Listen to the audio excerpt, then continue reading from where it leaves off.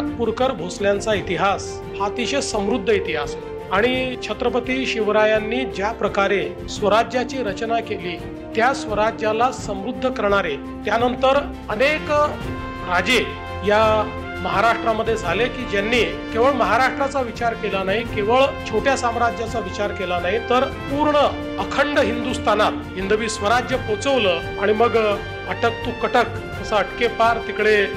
अफगाणिस्तान पर्यंत गेलं. ते पूर्व पश्चिम उत्तर दक्षिण मध्य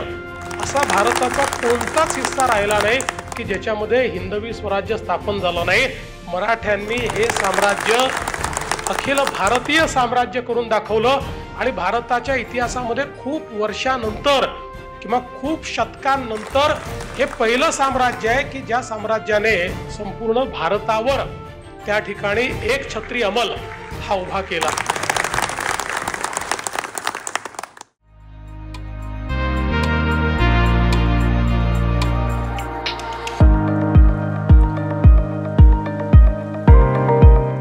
लोग जानते हैं कि आर्टिफिशियल इंटेलिजेंस एक ऐसी विधा है कि जिसने सारे क्षेत्रों को प्रभावित किया है और आर्टिफिशियल इंटेलिजेंस विद क्वांटम कंप्यूटिंग एक इस प्रकार का हथियार तैयार हुआ है कि जो किसी भी व्यक्ति को, किसी भी समाज को और किसी भी देश को